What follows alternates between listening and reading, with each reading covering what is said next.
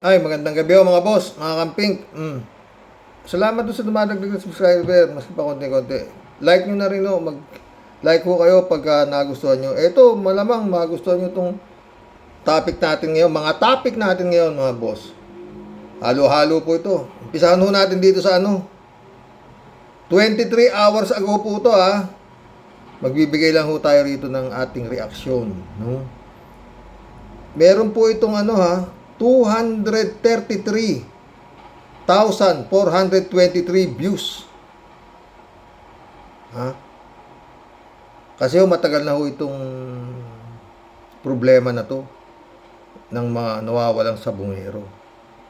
Bigla hong may lumitaw. Pakinggan ho natin ha. Suspect sa kaso ng mga nawawalang sabungero gusto nang ihayag sa korte ang lahat. Pakinggan natin ha, mga friend. Posibleng magkaroon ng breakthrough sa kaso ng mga missing sabungero na 4 na taon nang nawawala. Sinabi kasi ng isang suspect sa GMA Integrated News na handa umano niyang isiwalat sa korte ang lahat ng kanyang nalalaman kaugnay ng kaso. Narito ang aking eksklusibong panayam sa kanya. Babalik po sila sa atin. 4 na taon na ang lumipas pero wala pa ring linaw sa sinapit o kinaroroonan ng 34 na sabungerong nawawala matapos mag-derby sa Maynila at sa Santa Cruz, Laguna. Ngayon, nagsalita sa GMA Integrated News ang isa sa mga kinasuhan kaugnay ng mga missing sabungero. Pero, hiniling sa aming wag muna siyang pangalanan. Sabi niya, gusto na niyang ituwid ang mga pagkakamali sa gitna ng kaliwat kanan daw ang banta sa kanyang buhay. Sasabihin na raw niya sa korte ang lahat ng kanyang nalalaman sa kaso. Hindi na kaya ng konsensya ko sa mga magulang na nawalan. Pangalawa, buhay ko na yung pinag-interesan. Hindi na raw ho kaya ng konsensya niya. No? Kaya magbibigay tayo reaction dito. Buong pamilya ko gusto pang patayin. Pero ilan munang pagtutuwid ang ipinarating niya.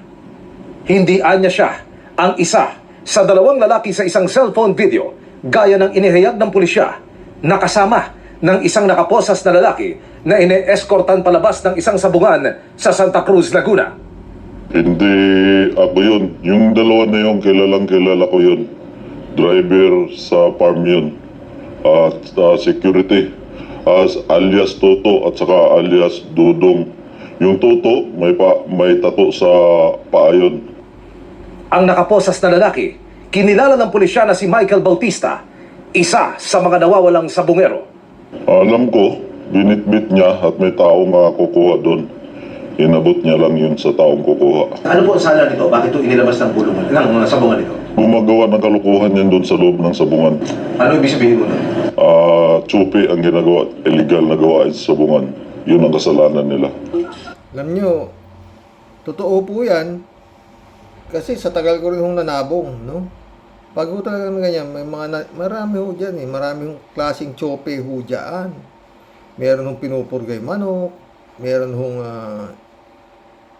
para wala sa kondisyon. Meron naman ho nililihis po yung tari para hindi makamatay. Marami ho yan. Meron hong nilalason. Kaya ho dyan, pagka derby nga ho dyan, kailangan meron ho kayong bantay sa inyong mga panglaban na manok na sa derby. Kasi baka nga mapitikan yung manok ninyo, malason.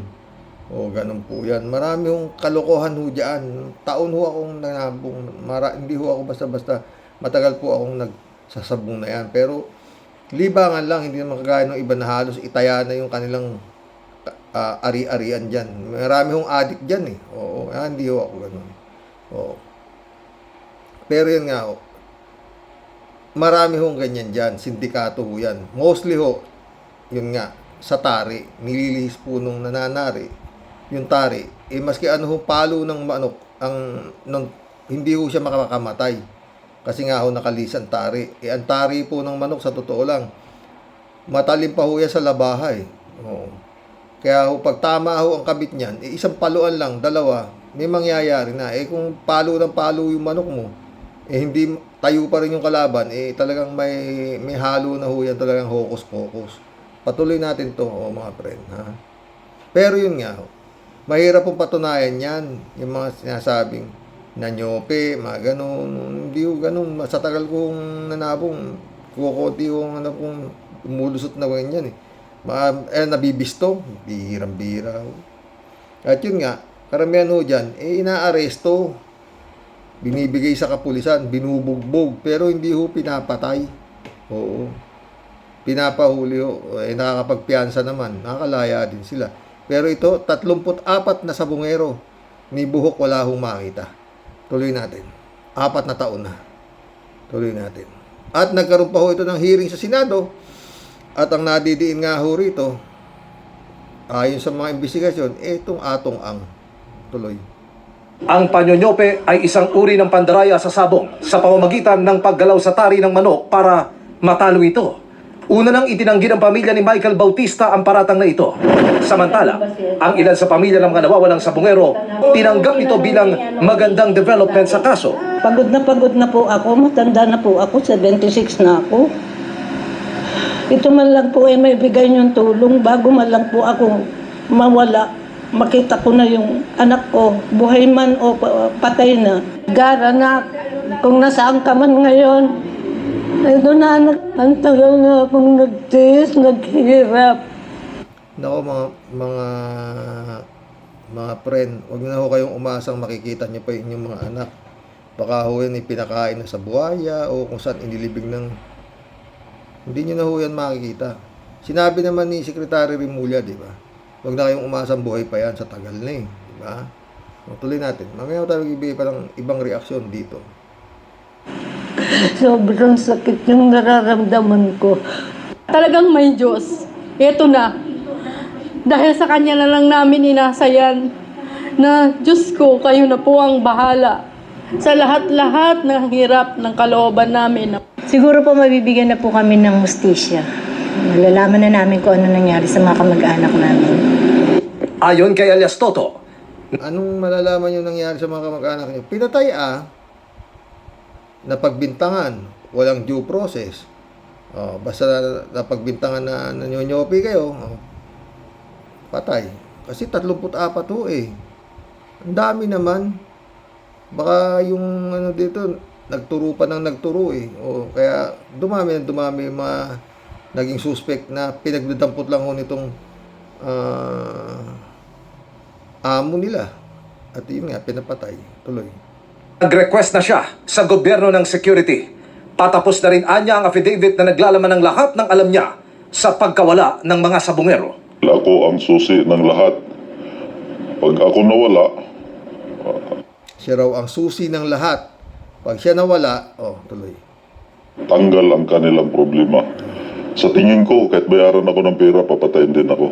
Kahit nabigyan ka ng pera, papatayin ka rin. Useless din. Di sabihin mo na lahat ng totoo. Patuloy namin kinukunan ng panig ang PNP, DOJ at NBI ukol dito. Para sa GMA Integrate. Magbibigay na ho tayo ng ano dyan. Paano? Walang problema yung testigo na to eh. Kasi sabi niya nga, alam niya raw lahat at magbibigay siya lahat ng affidavit na kung ano talaga ang nangyari na alam niya, ganun ganito. No? Dahil nanganganib ang buhay niya. Mga friend, ha?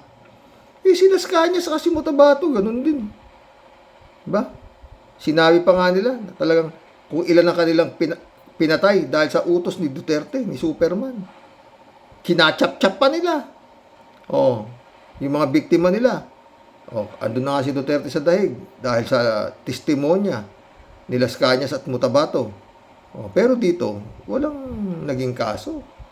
Diba? Yung pang nag-iimbestiga na kulong si Senadora Laila de Lima, diba? Kaya ito problema. Hindi natin inaano mga boss. Hindi natin sila winawala ng pag-asa. Gaya nga na sinasabi, God moves in a very mysterious way. Pero, iba ho ang may pere. Di ba?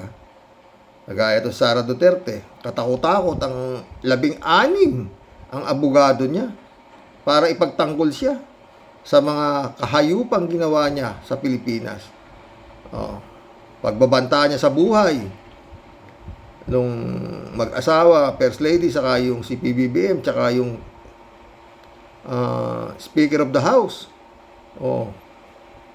aminado siya na meron siyang kinausap na assassin. Sino ka, Sara, para makapag-utos sa isang may kilala kang assassin, di ba? Ganun yun. Kaya, ewan ko kung paano ididepensa nung 16 na mga mga matatalinong sila Fortun. Sila Fortun sanay na yata sa talo yun, sila Fortun na yan, di ba? Karamihang mga hinahawakang kaso niyan, yung mga talagang mga grabing kaso na malaki tanggap, mag-abogado, di ba? Hindi naman porke mabibigat yung abogado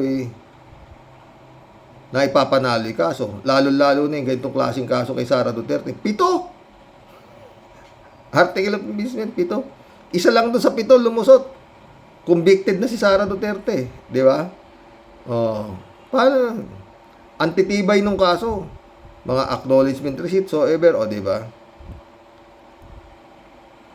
Mga friend. Ito tayo. Yun na nga, kay Duterte, kung may ma-impluwensya yung ituturo nitong sinasabing nakakaalam ng lahat na siya ang susi, at humihingi na siya ng proteksyon, punta ka sa pare. Doon ka na humingi ng ano. Pero alam ko nakakulong nito kasi inaresto nga yata ito, napagbintangan siya, kaya ngayon, pati raw pamilya niya, inaano na. Di ba? Sino yung pumatay kay Percy Lapid? Natakot din siya sa buhay niya. Di ba? Dahil pinatatawag na siya ng big boss at dadalhin siya sa safe house. Nagduda rin yung pumatay kay Percy, na umamin siya ang pumatay. Gustong isama yung asawa niya, pero hindi ikaw lang. Nagduda na siya. Ba't ako lang? Ikaw lang nakakita ro sa video Sumuko na sa pulis. Nagkakanta na siya. Awa ng Diyos, wala pa rin nahuhuli doon sa mga ikinanta niya. Di ba?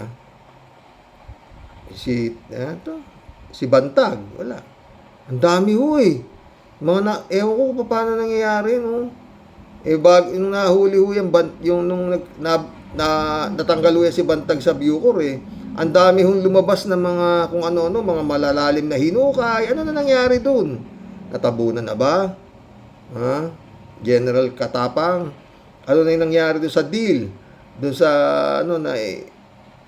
nakipag-deal pa si Ano nangyari doon sa deal na yon? Paano wala na rin balita doon, di ba? Mga friend. At wala pa rin si Bantag. Ito naman sa Duterte, si Senator Trillanes naman ang bumakbak ng bumakbak mula noong 2016. May nangyari na ba? Yun, naaresto si Digong dahil sa crimes against humanity. Dahil sa kahangalan niya rin Amin siya ng amin sa halip na itanggi niya, inaamin niya na totoo na siya talaga nagpapatay. Yun ang talagang niya, pinapatay niya lahat di ba? Paano ididepensa nga nung si Kupal man yung kanya kliyente? Inaamin niya na talagang pumapatay siya. Sa Senado, ganun din ginawa niya. Di ba? Pero yun nga. Katakot-takot ang abogado. Itong mga to. Tapos Sara Duterte, 16, puta.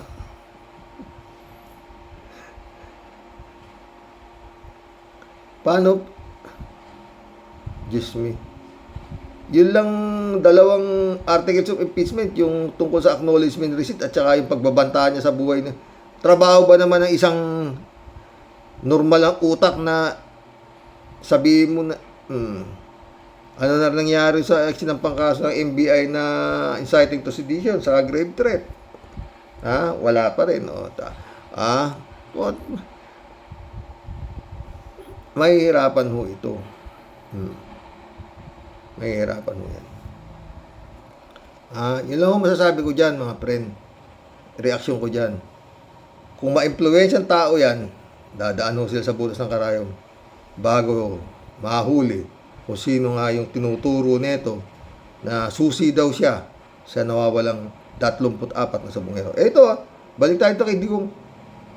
Consular at rumored girlfriend, Balaba, pinuntahan si FRD sa Dahig. Batang-bata, oh. Maganda, oh. Chipay pa ng digong to, oh. Oh. Pangyan natin, ha. Sa ibang balita, talagang maraming nagmamahal kay FPRRD bukod sa kanyang legal wife na si Elizabeth Zimmerman at partner na si Hanilet Avancenia, spotted din sa The Hague ang kanyang rumored girlfriend na si Cagayan de Oro City Councilor Joylene Girly Balaba. Nabigong bisitahin ni Balaba ang dating Pangulo sa kulungan dahil sa istriktong visitation rules ng ICC. Pero sumama ito sa mga Duterte supporter. Hindi nyo makita, ang liit eh. Laho kasi ako nung malaking ano eh. Alam nyo naman tayo, hindi naman tayo talagang ano. Ha? Pero, inaaninag ko ho eh. Siguro itong Balaban na to eh. Nasa mga paga 35 anyos ito. At may itsura, kalat ni. Talaga si Digong, matindi ito si Digong. Siya, nilit lang yata ang di magandang tinira nito. Na nag-camp out sa labas ng detention facility. Dumali rin si Balaba sa birthday celebration ni VP Sara kung saan na-meet niya si Zimmerman. Inendorso ang bise o nang bise si Balaba noong midterm elections at tinawag pa itong mommy sa isang campaign rally. Naku po, lupit mo, Digong. Mami, yung tawag ni Digong kay Balaba. Hindi pinapasok eh. Dahig naman, oo. Lupit mo talaga, Digong. Ay, eto ha, natuwa ako dito. Kala ko nandito si Digong eh. Ha? Talagang pag occupation, drug and narcotics. Ito ho yung mga the richest criminal in history. Criminals in history, ha? Ito, taga-India. Pakinggan natin, ha? Lilibang lang tayo eh. Here are the world's richest criminals in history and their money adjusted for inflation. Number 9, Griselda Blanco, $7 billion. Babae po to. Griselda Blanco, $7 billion. Occupation, drug and narcotics. Country, Colombia. Tuloy. Taga-Colombia ho to. Griselda Blanco. Tuloy. Number 8, Carlos Lader, $10 billion. Ito naman. Carlos Letter. $10 billion. Occupation, drug and narcotics din. Country, Colombia. Baka si Digong nandito. The richest criminal in history to eh. Number 7, Semyon Mogilevich, $10 billion. Tama na. $10 billion naman yun. Drugs and narcotics din, no? Ito may isa. Number 6, Dawood Ibrahim. Taga-India naman to. Ang occupation din niya, drugs and narcotics. Number 6, Dawood Ibrahim, $16 billion. Number 5. Puta, $16 billion? Puta. Mukhang naluma si Digong dito. Pero trillion na. Tuloy. Number 5, si El Chapo Guzman. Ito yung nakakulong, si El Chapo Guzman. Mexico rin, taga Mexico. Ang occupation din niya, drugs and narcotics. O, tuloy. 5, El Chapo Guzman, $18 billion. Puta, $18 billion? Puta. Talagang malaki pera sa droga ng mga friend. Kaya pala. Ito, number 4. Rodriguez Gacha. Occupation, drug and narcotics din. Puta. Taga-Colombia naman to. Number 4, Jose Gonzalo Rodriguez Gacha, $19 billion. $19 billion naman. Puta, hayop, no? Number 3, Al Capone. Number 3, si Al Capone. Ang trabaho naman ni Al Capone, organized crime, country, USA. $20 billion naman. Sino kaya number 1? $23 billion. Number 2, Amado Carrillo. Number 2, Carrioles Fuentes. $60 billion naman ang puta. Drugs and narcotics din, oh, puta. Mexico naman, taga Mexico to mga friend. Fuentes, $65 billion. Number 1, Pablo Gaviria Escobar. Puta, si Escobar pala ang pinakamayaman, friend. Si Pablo Escobar, $75 billion pala to. Colombia rin, oh, drugs and narcotics. Pero ito ho'y napatay, oh. Yung mga anak ko nito, nagpalit ng pangalan kasi hindi sila makakuha ng asylum. Oh, napanood ko buhay nito eh. $75 billion. Here are the world's richest criminals. Grabe, no? Wala, kala ko nandun yung grupo ni Davao Mafia, wala. No? Ang dami kong mga friend. Nalilibang kasi ako talaga dito sa YouTube. Ito naman, ito. One of the richest country. Ito, pakinggan natin to ha. Parang paraiso na huto, no? This is the richest country in the world. A country where you may not work if you are born, but if you still want to work, you will have a very high salary. Local residents do not know what unemployment and poverty are. The standard of living of the population here is one of the highest in the world. The government will pay for your education in any university. Puta. The government will pay for your education at any university in the world na gustuhin na nag-aaral. Puta, grabe, no? In the world that you wish to study in. And it pays them such a benefit that they can realize almost any of their desires. The country also has a very low crime rate. People don't even lock their... Puta, very low crime rate. Paano mayaman nga, di ba? Hindi na raw nilalak yung mga pintuan nila sa bahay nila. Oh. Sarap tumira siguro dito, no? And only companies pay taxes. This country... At hindi nagbabayad ng taxes ang mga tao dito. Kung hindi yung kumpanya lang ang nagbabayad ng tax. Yung mga lalaking kumpanya siguro. Pero kung ikaw ay trabahador lang sa kumpanya, hindi ka babayad, walang tax. Ang ganda, no? Is called Qatar. This is the richest country. Pucha, sa Qatar, ano? Ganun pala sa Qatar, mga friend. Marami tayong mga kababayan Pilipino dyan, di ba? Siguro napanood nyo naman itong kay Batang Manila Toys. Yayamanin Powerhouse Defense Team ni Sara Duterte. Pucha, mga titindi mga di ba?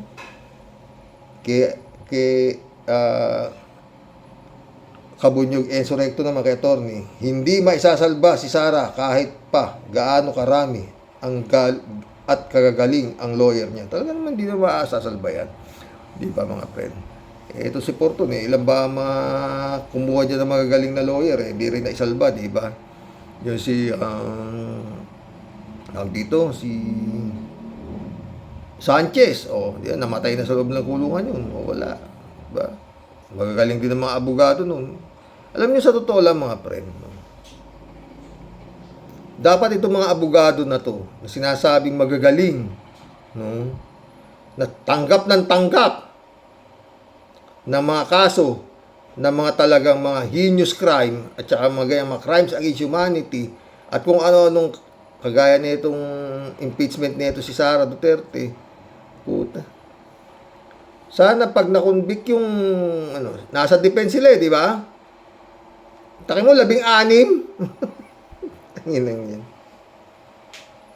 Gaano kalaki inihinging niya mga abogado na yan. Acceptance fee lang yan, milyon-milyon na. Di ba? Yan. Dapat sana pag natalo, kasi paano mo itidepensa nga yung kaso na yan ni Sara Duterte kung hindi wala kang gagawin, kung hindi gamitin na hindi magkaroon ng trial. Lahat ng teknikalidad gamitin mo para hindi magkaroon ng trial. Yun naman na nangyayari, di ba? Kaya nga na to si Chis Escudero dahil bukod diyan sa 16 na abogado ni Sara Duterte, marami pa rin siyang abogado sa Senado. Di ba? At yun nga, doon sa vlog ko kahapon, napakabigat para dito sa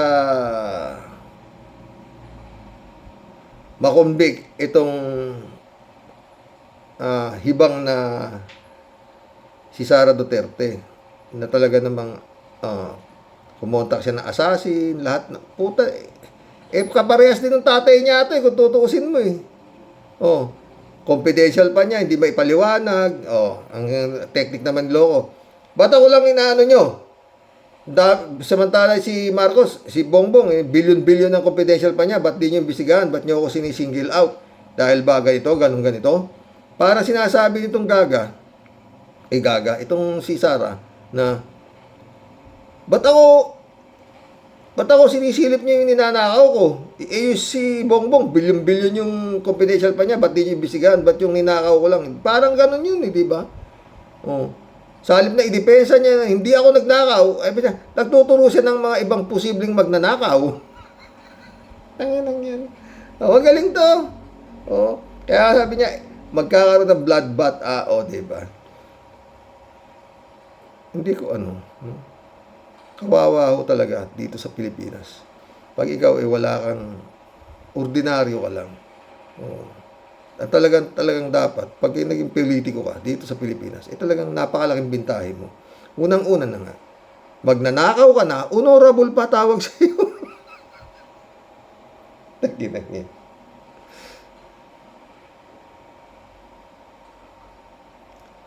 Sabi nga nung Batanggenyo, kung gusto mo ikang yumaman, magpolitiko ka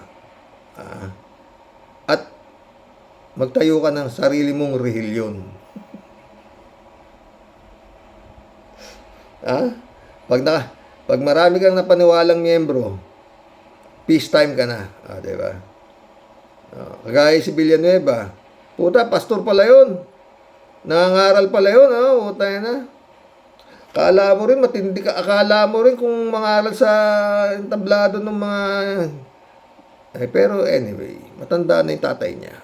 Kailangan ng... Baka siya ang ipapalit na leader ng kulto, nitong kanyang natayong rehilyon na Jesus is Lord.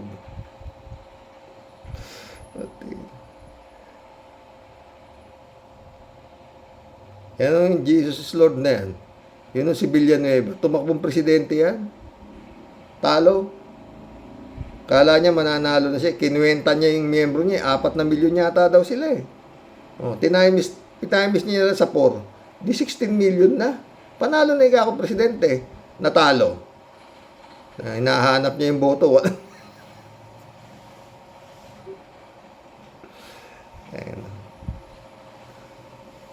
Lord. Si Mike Velarde naman, mautak din, ang loko. Bakit?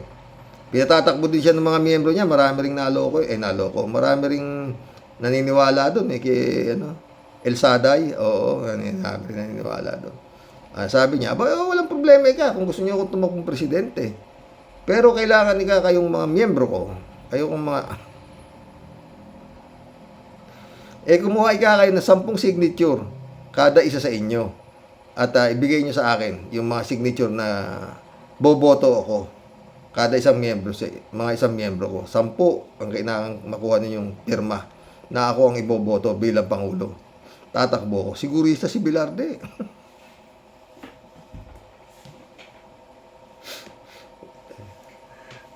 Kaya si Kibulog. Nadaya daw siya. Patay lagi. Ay, mag-collab na po tayo mga boss. Medya oras na rin po. Sana naging masaya kayo sa mga topic natin ngayon, no? Itong si Duterte na chick boy, kaganda yung balaba, kongresista.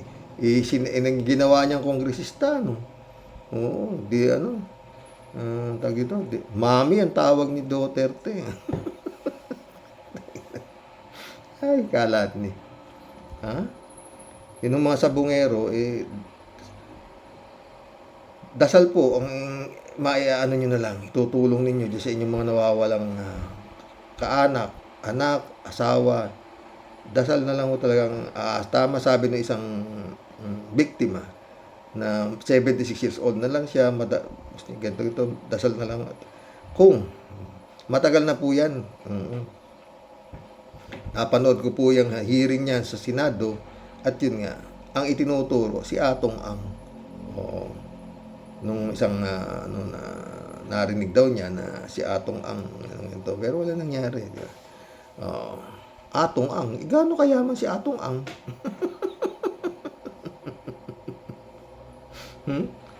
Batang digong din yata yan. Yeah, mga friend. Anyway, magkulab na tayo. Talagang ganun po ang buhay. Kaya sabi ko, ito po ang impyerno. Nandito wala ang mga demonyo. Mostly pa. Powerful sila. Librado Lubigo, shout out. Blessed morning, Karoken, to all Karoke warriors watching from Edmonton, Alberta, Canada. God bless, stay safe and healthy. Correct ka, Karoks. Kumulekta ang susi ng katarantaduhan na nangyayari sa bansang Pilipinas. Hoy, hello, Garci. Tamaan ka sana ng kidlat. Pwe, kapal ng mukha mo, PI ka. Mainit ang ulo nito kay hello, Garci. Raul Villanada, shout out. Greetings, Kuya Rox, at sa inyong may bahay. God bless you always. God bless, Raul. Raul Villanada ulit, Tama ka, Kuyang Rox, hindi ka pro na vlogger at kami din ay hindi tagapagpakinig lalo na sa politika. Pero subalit dadapat ngunit tayo ay community na laban sa panloloko. Yun mismo, yun tayo Dised, shout out Sumagot si Dised. Mas madaling intindihin ang mga paliwanagan dito, sir. Sa totoo lang nga tayo, mga friend. Jane Labay na, sumagot din. Tama, karamihan sa mga vlogger, bayaran, o kaya zombie. Tayo dito, bagamat Lenny kami ni Sir Rox, si Lenny, tingnan nyo na lang ang track record. Pupurihin natin yung mga tamang gawa ni BBM, pero ang Sara ni katiting ng good work. Meron ba? May alam ka ba? Jane Labay na. Wala ako alam Totoo lang, oo.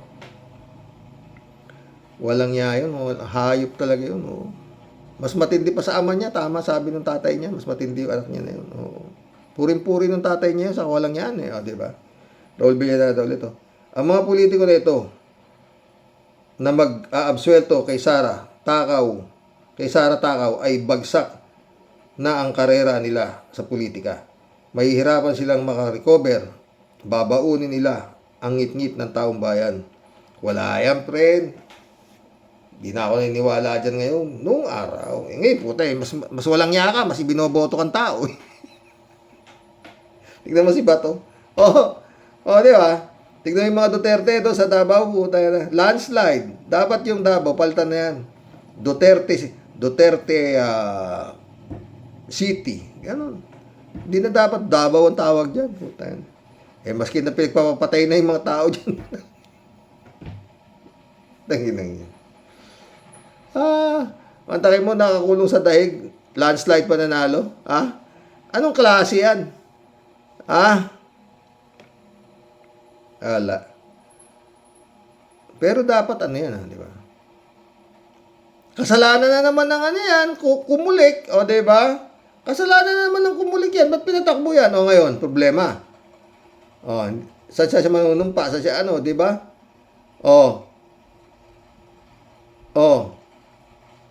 Dapat yata dyan ewan ko pwede.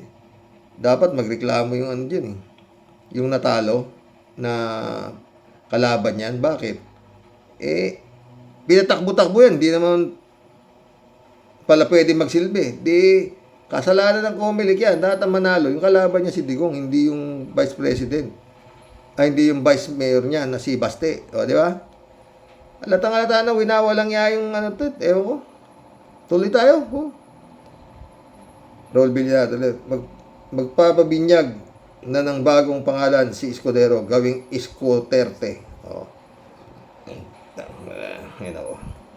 Raul ulit. Dapat patuhin ng mga protester ng nilagang kamote ang Senate building. Dapat nga tayo bato dyan. Elizabeth Iscareo. Good evening, Sir Rox. Napakamalas talaga ng ating bansa at naging Pinoy itong si Digong demonyo. Kaya ganito ang ating bansa Ang lahi ng mga Duterte ang pinaka-worst o pinaka-demonyong tao sa buong mundo. Kaya pinaka-maalala natin at naging Pinoy pa ito. Hay, kawawang Pinoy. Ito. David Ali Mendoza, shout out. Good evening po, Karos. Sa palagay ko po ay naghihintay lang ng ating mga kababayan na may manguna sa pagpapatalsik kay Inday Sayad. Nananalig pa din po ako, nagagalaw ang kamay ng ating Panginoon sa bandang huli. Talagang gano'n na lang mangyayari, David. Manalig tayo, di ba? Michelle Edwin, Mike, shout out, my friend. Amen, Lord, heal this land. Dasal. Yun na lang talaga magagawa natin, Mike. Wala na. Puta yan eh. 16 na yung matitinding mga lopyon ang kinuha ni Sara Sayad. Meron pa siyang mga abogado sa Senado. Pati Senate President, abogado niya din. No? Diba? Gano'ng katibay po tayo. Noel Tenco. Karoke, darating din tayo dyan sa paglusob sa office of the Vice President kapag hindi natuloy ang impeachment at hindi convict si Sara Mau. Sana magdilang anghel ka, Noel Tenco. Ha? Pero as of now, dapat ngayon pa lang magulo na. Huwag nang hintayin pa yan kung ano-anong ano na yan. Diyos ko. Hanggang wala rin mangyayari dyan. Puro technicality. Binalik sa Kongreso. Yung iba, anak ng puta. Wala talaga.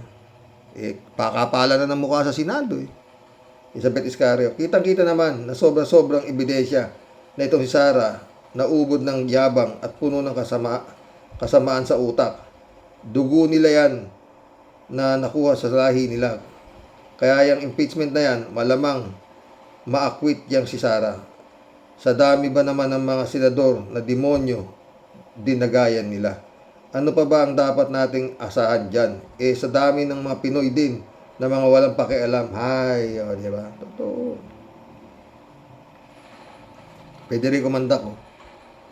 Itong paliwanag ni Coco Pimentel hinggil doon sa paghatol kay Sara. Pareho kaya sila ni Cheese ng pag-intindi dahil si Cheese ay may sariling rules. Hindi na ito sinusunod ang konstitusyon. Kung halimbawa nga sa oras ng paghatol ay hindi nagsisikibo ang mga panig ni Sara, ay pag-amin na i-acquit nila si Sara. Wala na palang palipaliwanag kung bakit nila inakwit si Sara. Walang kwenta kung ganun. Totoo, Federico. Sabi ni Chis Escudero yan. Pag tinatanong ka at hindi ka sumasagot, hindi pwedeng ibilang na guilty yun.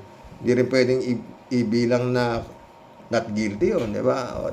Walang bilang na guilty o convicted. Wala. Kasi ayaw sumagot eh. Diba, Kimo? Dito lapid. Tatahimik lang kayo. May pera na kayo, di ba? Di ba?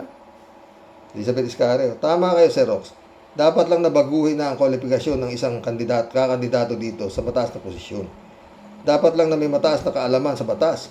May moral value at totoong lingkod bayan. Hindi para lang sa isang pamilya ang pinapaboran ang kademonyohan. At sa dami ng dinambong ng pamilyang ito sa ating kaban, ayan, madaming sumanib sa kanila kasi nga sa kanilang pera ng pamilyang ito, bulag, pipi at bingi ang mga sumasanib dito na naging alipores nila. Money talks. Di ba, Sir Rox? Sinabi mo pa. Papayag ba si Sara, ang presidente ng impyerno, na mabulatlat ninyo lahat ang aking bank accounts? Gonna be bloodbath. Oscar Lucas, shout out. Hanggang andyan si Mr. Kawatano di Caldero at si Keso Ambisyoso, walang mangyayari sa bansang Pilipinas. Ano pa? Federico Mandaco. Karox, matindi tong mga abogado ni Sara na magdidepensa sa kanya. Top law firm ng bansa. Dami talagang pera ng mag-anak na yan. Bakit kaya di maipris ang mga bank account nila? Imposibleng hindi alam ng gobyerno kung saan-saan ang bangko nagwi-withdraw mga pera mga anak na yan. kayong mga DDS na zombie, kayo magsasabi saan nanggagaling ang pera ni Sara. Wala silang negosyo, imposibleng galing lang sa sahod nila. Ang bilyong-bilyong inuubos nila ngayon. Dapat ma-freeze yung mga account na yan. Dapat ma-check din baka may nagpipinance dyan galing sa Chekwa. O, di ba? Galing ni Federico Mandak, no? Bakit nga ba hindi nyo i-freeze ang kayamanan nito? O, di ba si Kibulog na i-freeze nyo? Di ba? Maraming tanong eh. PBBM. Nagsalita si Enrile, di ba? Sinisisi ni Enrile, ganito. Pinalitan na ika ng Senado yung konstitusyon, no?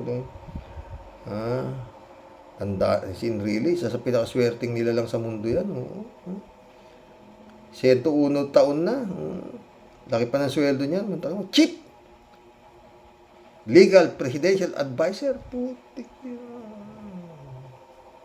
Dapat si Enrile, sabi niya si Bongbong, hindi sa'yo yan, hindi sa'yo ito. No? Wala eh. Sheila Jaser. Palagi ko mahihirapan ang Karoks. Puro halos Duterte ang mga senador. 5 nga lang ang nanindigan na hindi sumasang-ayon na ibalik sa Kongreso para impeach si Sara Pusit Piatos. 4 days akong hindi nakikinig sa news dyan sa atin, Karoks. Nag-relax muna ako, dumalaw muna ako sa Vatican.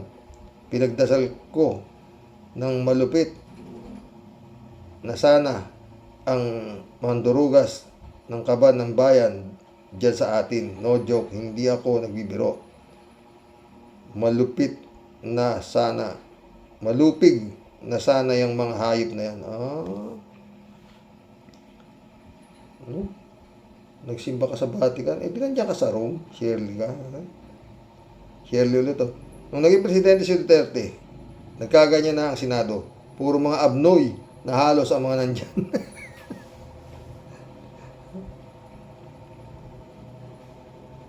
Ramon Valencia. Bossing, dapat nga sa mga hinayupak na yan ay huwag nang iboto sa susunod ang mga kupal na yan. Wala yan, Ramon. Boboto nila yan, putik. Friend Shervin Sapeda, shout out. July 7, Alcantara. Christian Sen, shout out sa inyo, mga boss. Friend Dolor Garcia. Friend Amy Bingson, shout out. Emans Calolanak, shout out. Sabi ni Tia Delio, Sir Rox, tumbok na tumbok mo. Kung walang Garcia, walang disgrasya.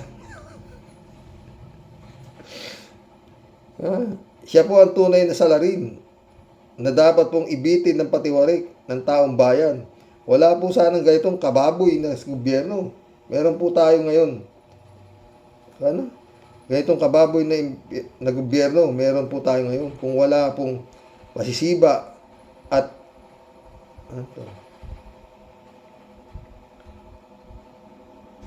masisiba at gahom na buhaya. Malalim yung Tagalog mo, Tia Deli. Hagum na nagmamanipula para makalusot sa listahan ang mga bugok at inutil na kandidato. Tabi. Aber, ano po ang napala ng taong bayan kay Lamon Boy? Sige nga, kung yan ang naging mga abugago na, Kimo, pag tinatanong ka, kunyari 15 na ang nakukuhang guilty si Sara. Ngayon, ikaw na lang ang tiebreaker. Kimo, sabi, ano ang boto mo? Guilty or not guilty? Si Sara Duterte, ang gawin mo, Kimo, ganito. Kakain ka ng hamburger, tapos medyo susuklay-suklayin mo yung bigote mo.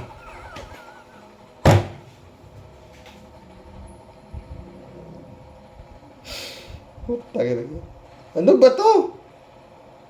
Tangin ng Senado to. Ay, nako. Tuloy na kita dahil ubod daw ng tatalim ng mga dila sa pagmamanipula at pagbaligtad ng batas sa impeachment ni Sayad. Tignan mo, Sir Rox, ano itsura ng Senado ngayon? Na nga. Pinakababoy na baboy sa kasaysayan. Sinabi mo pa, Tia Delica, ha? Pero titigas pa rin po talaga ng mga muka, Sir Rox. Mga pesting yawa. Pininindigan po nila talaga, Sir Rox, ang kanilang pagiging mga walang ya. Hindi ka nga yayaman sa pagiging politiko pag hindi ka marunong, hindi ka walang iya. Kasi nga po pumapayag po tayong panoorin at palakpakan lang po sila ng lahat po ng kanilang mga sobrang kabukan at katangahan. Kaya ang verdict po, Sir Rox, o edi ayan, pahinog po tayo lahat ng bukol. Buti ka nga nandiyan kayo dito, puti patay. Di po pwedeng puro lang po bangayan at ingay sa kalsada, Sir Rox. Samahan po ng aksyon, gulpi di gulat at pasukin na po dapat ng tangke ang mga mga pison at buong taong bayan ang Senado. Yan nga sabi ko. Pero dapat gumalaw na talaga ang mga alagad ng Panginoon. Madre, pare, ganyan. Parang nangyari sa People Power 1 po. Sa totoo lang, mga friend. Itong nangyayari sa bansa natin, mas matindi pa po ngayon kaysa nung panahon ni Marcos Sr.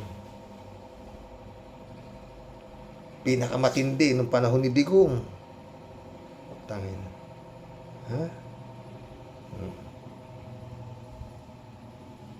Tsaka nung panahon nga nitong Marcos Sr., mga friend, walang Senado, walang Kongreso, walang eleksyon. Walang kumulik, wala. Walang kumulik nung panahon ni Marcos Sr. Walang mga magnanakaw. Siya lang. Tuloy natin.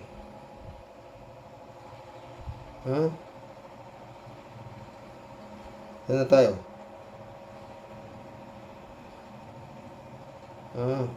Wala tuloy ako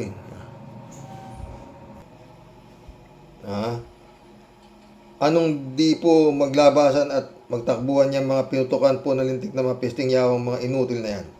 Matatapang po kasi sila ang nasa loob. Ay nako, Sir Rox. Huwag na po tayong umasa pa na ang bansa po natin ay titino pa. Sino ba? Sa dasal na lang talaga.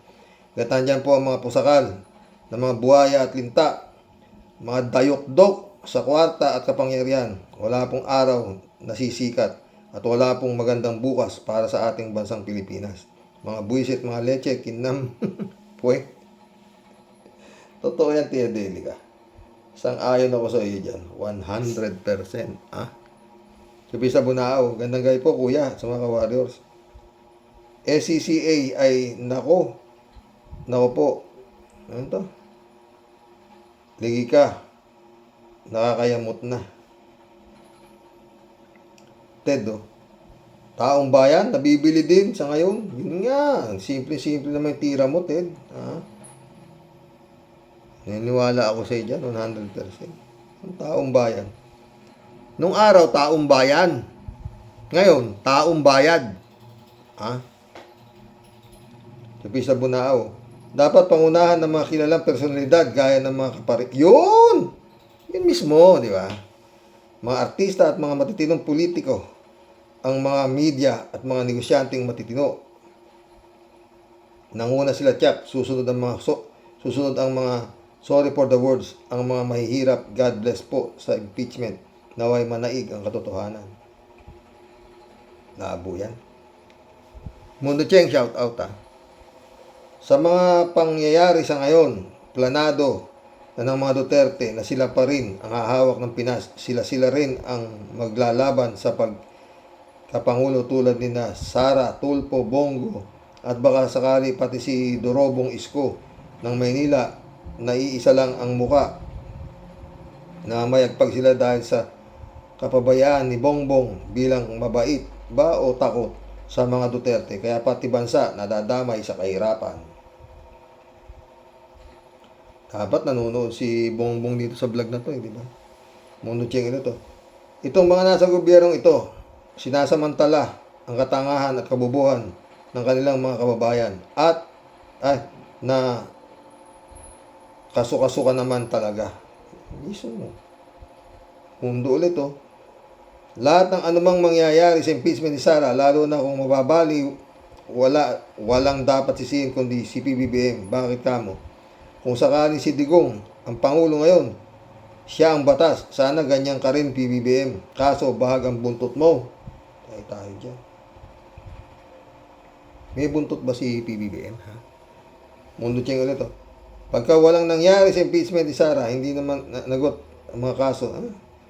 Pag walang nangyari sa impeachment ni Sara at hindi napanagot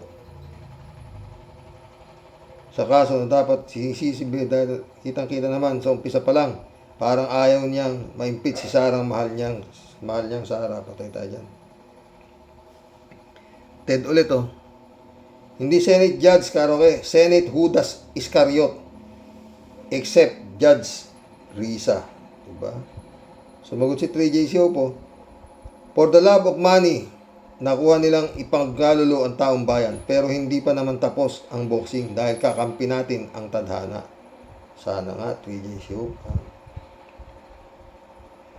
Teresita Guzman, shout out. Good evening, Sir Rox. Thank you, sir, sa magandang paliwanag ninyo. Oh.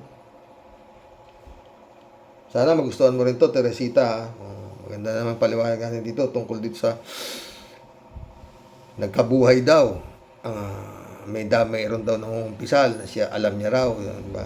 Ganyan din naman ang inabot nila Las Cañas, Motabato, dahil alam nila na ipapapatay na sila ng sindikato. Kaya bago nyo kami maano, ganyan din siguro to itong nakakaalam na sinasabing susi ng mga 34 sabongero. Kaya, Mundo Cheng ulit. Itong mga senador na makasara ang may pinakamakapal ang pagmumuka na hindi na tinatablan ng kahihiyan kahit na ano pang mga masasakit na salita ay kaya nilang tanggapin ng dahil lang sa pera, at lalo itong si Amy Lacson na nagtataglay ng pinakamakapal ang pagmumuka nila lang pagmumukhang nila lang sa mundo. Bakit kamo? Maski kapatid sa ina, itinakwil niya dahil sa pera o sa chupageti ni Digong. Chupageti? Spaghetti? Ano ba chupageti? Ang Hilito, Notarte, shout out. Walang mangyayari dahil may duwag o bayaran itong mga senador. Ang solusyon ay the Duterte's Medicine, EGK. Mary Lebron, shout out, ha. Greetings from Baguio City, Sir Rox. As usual pa rin. No skipping ads. Salamat, ha. I go with Coco Pimentel dahil may panindigan at prinsipyo. Kitang-kita na nagkakampihan yung 18. So, anong panglaban dyan against 5? Yun nga. Basta importante lang, Mary Lebron, maihayag, mailatag ang mga kahayupang ginawa ni Sara. Walang pakialam si Coco kung i-acquit ninyo. Yun lang eh. Ang gustong makita ng taong bayan. Kung ako tatanungin nyo, dadaan ho yan sa butas ng karayom. Maihahayag yung mga bank account ni Sara Duterte. Boma labs po yan. Nagtuturo na nga eh. Bakit ako lang inaano yung perang 612 million? Si Bongbong maraming bilyon-bilyon ng confidential fund. Sasang-ayunan niya ng mga 16 na mga senador. Puta, patay tayo. Mary Lebron ulit, oh. Sana magdilang anghel tayo para bumaligtad na si Trillanes ang magiging presidente ng bansa. Kasi bagay sa kanya. Kasi firm ang kanyang pananalita at matikas at matapang at may prinsipyo at may panindigan. Kaya na i-report si Digong sa ICC. Nga. TJ Supulam sa Rox. Malalim pala ang balon ng kwarta ng Dutz. Akalain mo, 16 abogado ni Sara sa kanyang impeachment trial. Bottomless ang balon ng kwarta. Dolyares na nga ang bayad kay Koopman. Pwera pa yung mga katulong na abogado ni Koopman. Ano ba ang negosyo ng mga Dutz? At may nagkaroon sila ng bottomless balloon ng kwarta.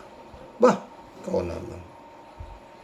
Kanila raw yung 7-Eleven, napakarami raw 7-Eleven nung apo yung anak ni Pulong, diba? Basta si Dutz, walang pera yan. Kumakain nga lang siya ng tuyok, diba? TJ Supulam, Sir Rox, tama si Coco Pimentel. Lawag patulan ang mga oposisyon. Ang panawagan ni Cheese na dalhin ang reklamo sa mga Supreme Court reklamo ng mga senador o congressman, woman, Supreme Court. Doon lahat ang tumbok nila, 3J Siopke. Kung ano niyo ako sa Supreme Court,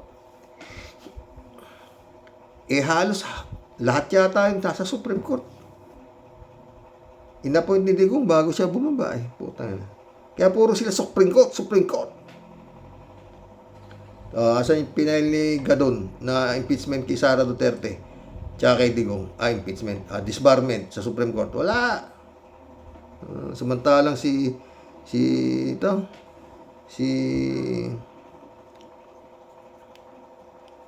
samantalang yung ibang mga dinidisbar ninyo.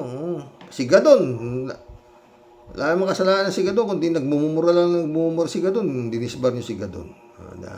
Samantalang si Sara Duterte, pinapapatay na yung presidente, saka wala pang disbarment. Puta, klase, ano ba klase? Anong batas? Wala, puta. Trap daw yun, sabi ni Coco Pimentel. May punto naman talaga dahil nga naman mawawala ang focus sa pakasalanan ni Sara at matutuon ang kaso sa legalidad. Naku, cheese.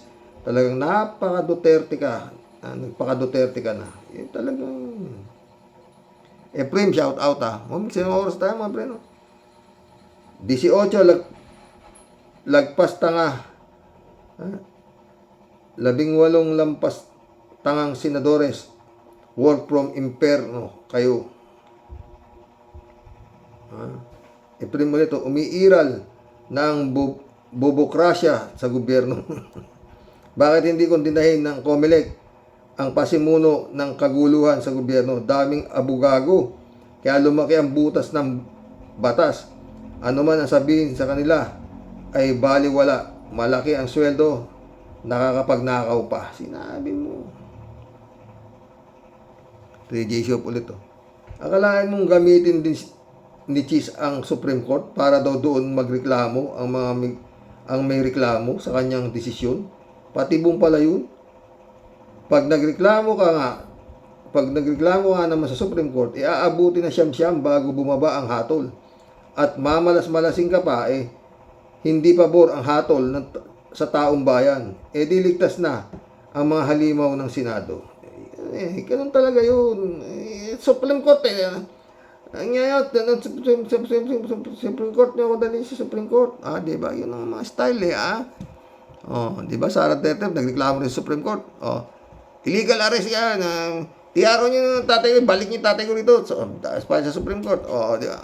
Puro Supreme Court, alam nila kasi na nandun sa Supreme Court, inappoint ng tatay niya. Diba? Ay, Lord. Mission accomplished mga boss. Hanggang bukas po muli. Shout out, Pastor Jun Lagon, my friend. Ay, nako, Lord. Gandang gabi po. Dasal. Sana nag-enjoy kayo sa mga ating collab at ating mga topic ngayon. No? Mga sabungero ay mga dasal po kayo. Sana nga God moves in a very mysterious way. Pero wag na ho kayong umasa para hindi ho kayo mahirapan. Wag ho kayong umasa na kagaya ng isa, gusto niya raw makita buhay man o patay yung kanya. Hindi niya na ho makikita yun. Gandang gabi po mga boss. God bless. Sana mali ako. Sana nga makita nyo pa.